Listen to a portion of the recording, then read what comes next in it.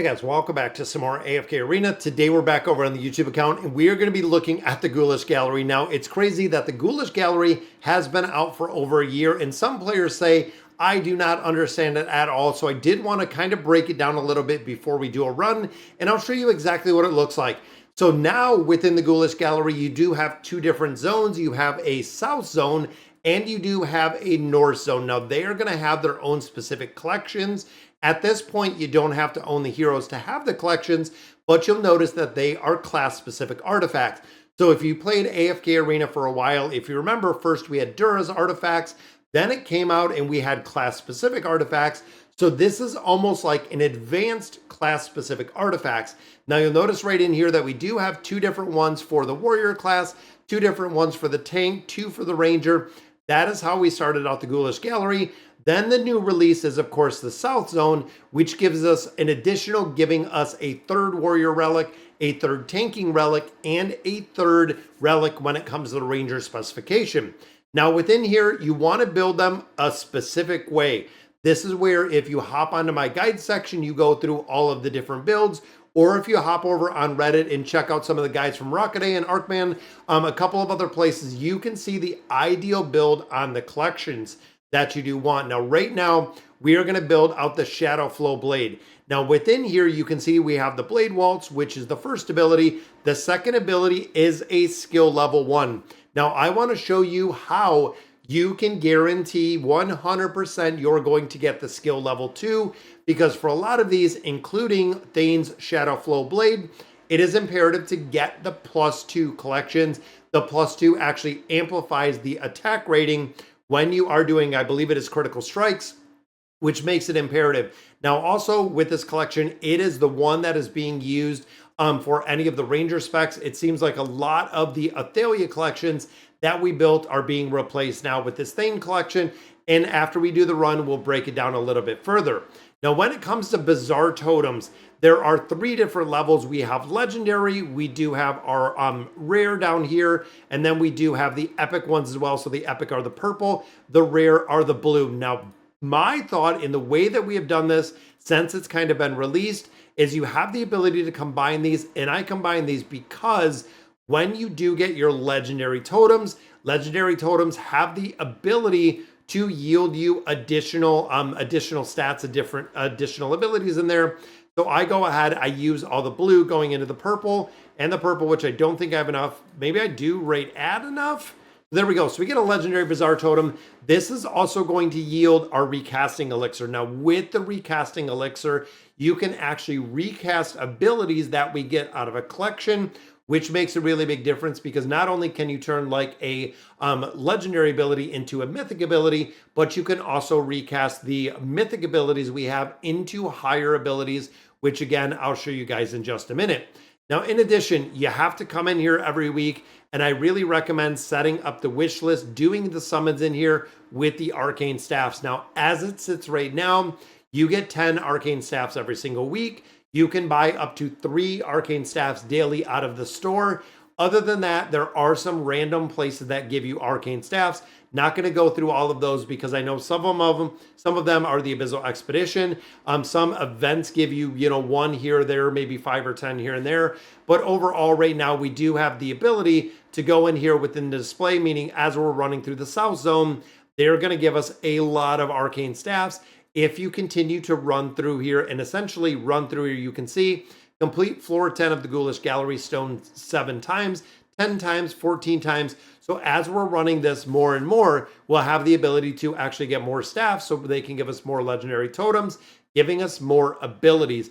Now also notice there are 2 question marks right here, which we know one of these are going to be the support collection that we're probably going to be seeing hopefully pretty soon. And then the other one, of course, is going to be the Mage Collection. Don't know exactly the time frame when they are going to be released, but we know those are the 2 collections that we still are kind of unaccounted for as it sits here today. Now, the big reason why we use and why we combine these up to these legendary bizarre totems is because you get extra abilities running through here and doing your exploration buffs based on how many totems you use. So right here, using legendary bizarre totems 20 times, 40 times, 80 times, and 120 times will fully unlock the exploration buffs in here, giving the ability or giving you the guaranteed 3 mythic abilities when you use 3 legendary bizarre totems. And then if we use farewell gift totems while exploring, it will not take up the number of guaranteed mythic abilities. Now the farewell gift is the one that we get down here. I believe that is this one, which gives you the skill abilities. So think about this for a minute. If I'm running 3 of my legendary bizarre totems, including one of the farewell gifts, I am guaranteed to get a minimum of 4 mythic abilities on there, because remember, the farewell gift is not going to take one of the mythic slots because I've used 120 or greater. So we absolutely want to use this. Now the skill up level 1 kind of goes hand in hand with the miracle worker. So I want to run through these kind of one by one, again, kind of giving you a breakdown of where they're used. So miracle worker is probably one of the absolute most important. This is the only way to upgrade or add 1 additional special slot when you're running collections. Let me repeat that. You have to use the miracle worker to unlock the last slot if you want a +2 skill collection, period.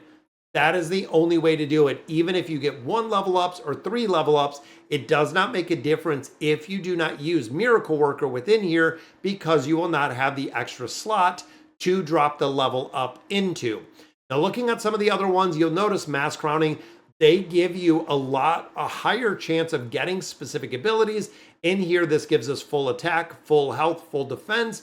This one is going to be ideal when it comes to a support collection, because full attack and full defense are very good in a couple of areas. And having the full means you have the ability to share it with the rest of the class. So for instance, if you have attack, if you have health, if you have defense, it is only used on that specific hero. If it is full attack, full health, full defense, it is used on all the heroes within your formation, which again makes this kind of ideal when it comes to building it out for your support heroes. Now, some of these, like right here, erosion, buffer, full erosion, and full buffer, are very important. Now, there are a few specific heroes, including Aurelia, that do use and require erosion for their builds. It is what really amplifies the damage. I know the awakened version of Baden, there's a couple of them that use erosion specifically to build them out, and you'll see this with a couple different heroes. Now in here, physical pierce and damage resistance, there are again a few heroes that are very specific to physical pierce, which is raising up the damage. So versus having attack or crit damage amplification, they run the physical pierce, which is the one, again, kind of based on what you build. Same thing as here with magical pierce. Again, there are some magic casters that can really benefit from having a higher magical pierce, being able to amplify the damage.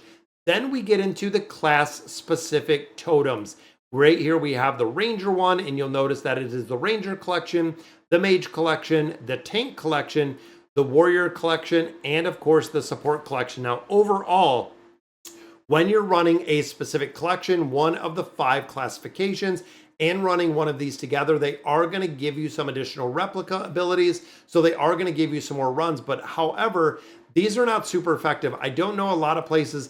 Those 5 are kind of the filler totems, I would say, out of everything, where if you're running 1 or 2 totems and you don't have anything else, they are kind of the fillers. I know a lot of players have used those totems specifically to go ahead and level up the totems itself, or excuse me, level up the collections itself by using some of those abilities that we do have in here. Now this piercing blade is again one that gives you attack, full attack, physical pierce, magical pierce, erosion, and full erosion. This is more of a wild card one to get an extra chance in here, but you might get attack where you're looking for full attack, or you might get full attack where you're looking for straight attack. So be cautious where you use it, because then you have valiant attack, which is going to be the crit, which is going to be very important. Now, when we start looking at collections, again, there are very specific ways to build them. So I want to break it down, and I know we've done this one before. When it comes to Thane's collection, it is about crit damage and crit damage amplification.